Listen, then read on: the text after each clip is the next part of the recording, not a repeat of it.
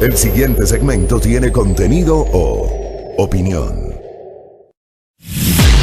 La entrevista en A Primera Hora. Analizamos los hechos del momento junto a sus protagonistas.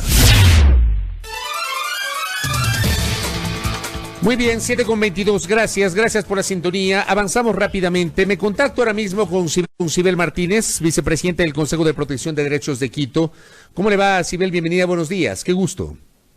Fabricio, buenos días. Gracias por la invitación. Gracias por la gentileza de atendernos. A ver, hay una preocupación que queremos visibilizarle en este momento. Estamos entrando a la quinta semana de aislamiento social. Esta quinta semana implica el famoso quédate en casa, aislamiento domiciliario, la suspensión de la jornada laboral presencial, fruto justamente de la pandemia. Pero digo, hay este fenómeno oculto por la pandemia, pero que siempre se ha visibilizado, que ustedes como conocedores e investigadores de esta materia lo han visibilizado, que es el de la violencia de género. ¿Hay alguna cifra, algún detalle de que hay casos en los cuales se ha recurrido a la violencia de género en medio de estas 4 semanas de aislamiento social, Sibel? Sí, lastimosamente es así. Nosotros sabíamos que una situación tan compleja como el hecho de estar confinados, sumados a una situación de vivencia prolongada en un lugar específico, podía provocar o exacerbar situaciones de violencia que ya se venían viendo desde hace mucho tiempo, porque aquí, lastimosamente, la violencia en contra de mujeres, niñas y adolescentes es una realidad, una dolorosa realidad, una pandemia más, digamos así, porque así además lo ha establecido la Organización Mundial de la Salud. Pero se han registrado, sí, 225 flagrancias desde el 16 de marzo hasta el 31 de marzo. Se han registrado también 528 llamadas de auxilio. El día de ayer, el representante, el capitán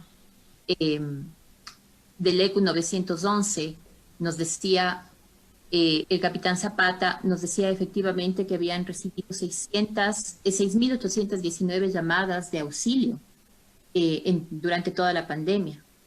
Tenemos registrado también 6 intentos de femicidio y lastimosamente 3 femicidios en lo que va de esta crisis sanitaria. El femicidio de Wendy, el femicidio de Bridget y de una tierna niña de 4 años, Paula.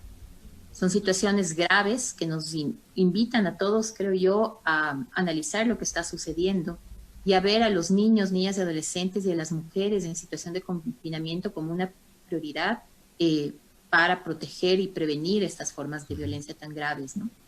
Ahora, estas estadísticas que ustedes llevan adelante, lamentablemente aquí en el Ecuador esta es una realidad y es un fenómeno que existe, lo hemos conversado con usted en varias ocasiones aquí en nuestra mesa de trabajo, ahora lo estamos haciendo por esta vía telemática, pero es un fenómeno que existe, es una realidad que existe. Dentro de esa realidad que existe y que no la podemos negar, ¿estas estadísticas se ajustan a esa realidad o no, Sibel? No, definitivamente no se ajustan a esa realidad. De hecho, si antes, por ejemplo, en temas de violencia sexual se recibían 330 denuncias a la semana, hoy se reciben 80. Y esta es una voz de alarma, porque no podemos ver que en situación de confinamiento esta cifra sea positiva, al contrario, es negativa.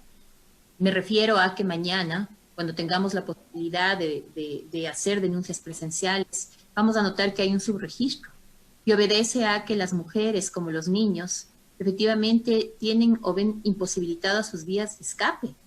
Tienen mucha dificultad en comunicarse, sea a través del ECU 911 o del 1-800, porque parte de la violencia es efectivamente esta restricción del uso de llamadas, de redes, de los teléfonos celulares. Frente a esa situación, estas cifras que han disminuido no deberían ser vistas como un asunto positivo, ¿no? De convivencia sana o armónica dentro del confinamiento, sino más bien de la imposibilidad real, material, de poder hacer una denuncia o de pedir ayuda, o que esa ayuda sea canalizada cuando la piden, porque en efecto, bueno, estamos desbordados en razón del confinamiento y de la crisis sanitaria como tal, y entonces las respuestas no son inmediatas. Las mujeres, los niños no están teniendo la posibilidad de denunciar. Estas 225 flagrancias que usted nos mencionó y estas 528 llamadas de auxilio que también refirió, ¿cómo se procesaron en estos días en medio de la emergencia?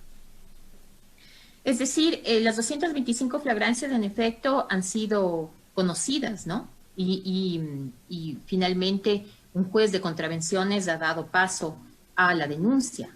En tanto, y esto quisiéramos saber, porque claro, en la cifra que da el capitán Zapata, no nos dice con exactitud cuántas de esas 6.819 llamadas primero fueron realizadas por niños. Es algo que nos preocupa enormemente. Yo creo que cuando hablamos de violencia de género, pensaríamos que abarcamos también a niñez y adolescencia y no es así. Si bien hay riesgos dentro del confinamiento similares, no es menos cierto que los niños y las niñas y los adolescentes, creo yo, que tienen mucha más dificultad de poder protegerse frente a un acto violento en una situación tan grave como confinamiento. Entonces, a mí, una de las cifras que me llama la atención y que he estado consultando, esperemos tener una respuesta adecuada esta semana, es que efectivamente de esas 6.819, ¿cuántas fueron realizadas por niños, niños y adolescentes, ya sea pidiendo ayuda por su madre o su, ¿no es cierto?, por una mujer específicamente, yo entendería que es su madre, pero también ya sea pidiendo ayuda por ellos. Esta cifra está invisibilizada, no está transparentada y entonces sí nos preocupa un poco porque ya en términos, digamos, prácticos, el protocolo que emite la Secretaría de Derechos Humanos, si lo revisamos al detalle, no habla de niños, niñas y adolescentes. La violencia que hoy están enfrentando tanto las mujeres como los niños es una violencia intrafamiliar. Y así debería ser vista en esa situación. Pero entiendo que ese término de violencia intrafamiliar ya no consta en la legislación, fue cambiado, ¿verdad? Claro, pero de hecho es así, ¿no es cierto? Es una violencia doméstica. En la práctica termina siendo así. En la práctica sí, porque efectivamente, así como las mujeres son maltratadas, los niños también son maltratados. Y ojo, los niños muchas veces no solamente son maltratados por el agresor que maltrata a su madre, sino seguramente la mujer que está en una situación tan compleja también puede terminar maltratando a sus niños, niñas y adolescentes. Entonces es una situación compleja. Finalmente nosotros como Consejo de Protección de Derechos hemos elaborado un protocolo haciendo algunas quizá mejoras del protocolo que tenemos a nivel país emitido por la Secretaría de Derechos Humanos, y me refiero al hecho de que, por ejemplo, las mujeres, los niños que sufren violencia tienen necesariamente que violar el toque de queda y no debería ser una situación de sanción. Si de lo contrario van a estar imposibilitados de salir, ¿no es cierto?, de pedir ayuda frente a una situación tan compleja como las 15 horas de toque de queda que tenemos hoy por hoy. Entonces son situaciones muy importantes a ser analizadas. Por otro lado, los protocolos tienen que ser territorializados. Es decir, no es lo mismo tener un protocolo general que analizar cada situación en territorio y hacer un protocolo específico en cada una de nuestras provincias y nuestra ciudad. Entonces, es importante también que como ciudades comencemos a analizar cada una de nuestras dinámicas para poder dictar protocolos de actuación frente a estos temas. Hay juntas de protección de derechos en ciertos lugares, por ejemplo, nosotros tenemos 4 juntas aquí, pero hay otras ciudades que no las tienen, ¿no? Entonces nos vemos más limitados a poder proteger a las mujeres. La verdad es que estamos buscando también mecanismos de protección. El día de ayer conversábamos con un grupo de mujeres que trabajamos en temas de redes y de protección a mujeres y a niños y decíamos de qué otra forma se podría pedir ayuda. De repente sacando un pañuelo blanco en la ventana, de repente saliendo con el pretexto de comprar una mascarilla, cuando en realidad ir a la farmacia y comprar una mascarilla es una forma de pedir ayuda. En alguna situación debemos tener la posibilidad de garantizar que esa ayuda sea efectiva. Muchas mujeres, muchos niños tienen una sola oportunidad de hacer una llamada, ¿no es cierto?, o de bajarse una app, teléfono 911 para pedir ayuda. A propósito de eso, Sibel, si me permite interrumpirle, porque recibo un aporte muy interesante de un oyente.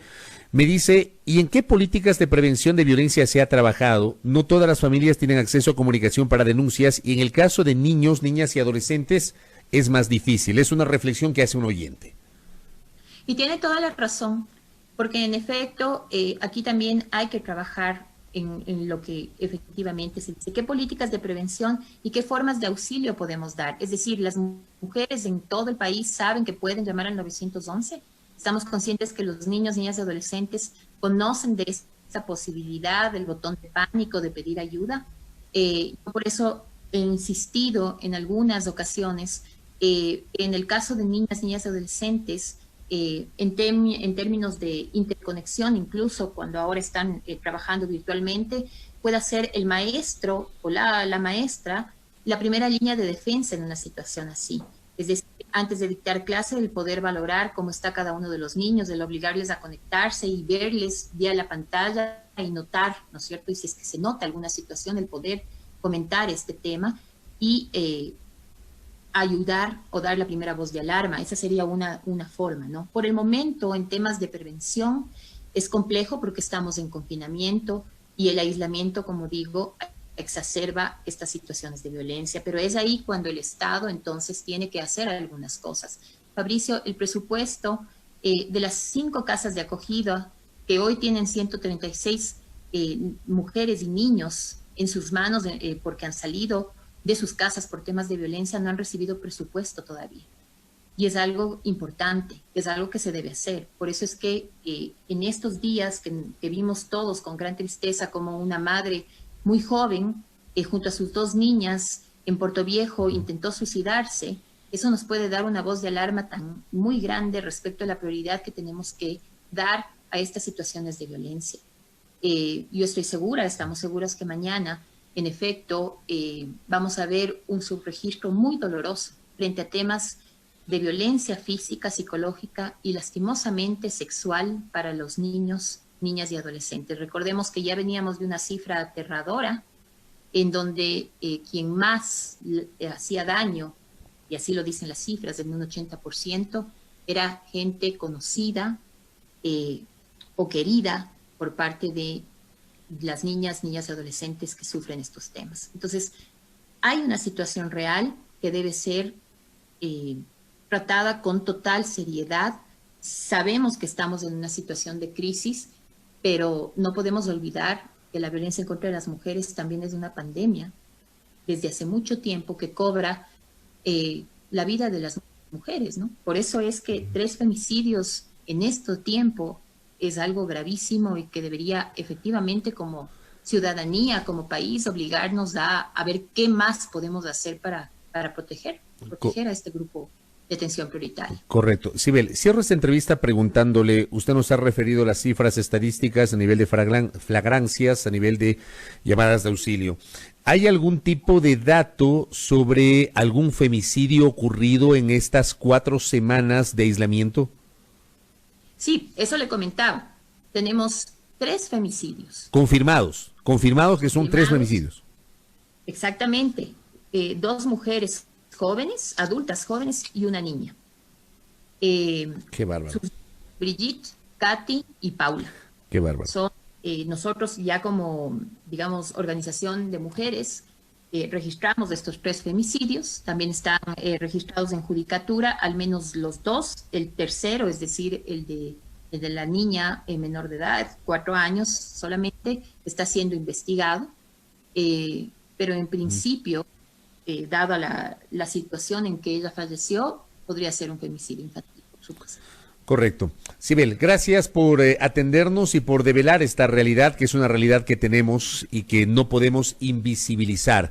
Al menos a usted le consta que siempre en este espacio hemos hablado sobre este tema, porque para nosotros, evidentemente, la necesidad de la protección de los derechos y también la defensa justamente de esta lucha contra la violencia de género son, digamos, líneas editoriales que manejamos en este espacio, inclaudicables, y obviamente estamos allí para seguir visibilizándolo. Gracias, Sibel, por el tiempo. Buenos días. Muchísimas gracias, Fabricio. Buenos días a usted.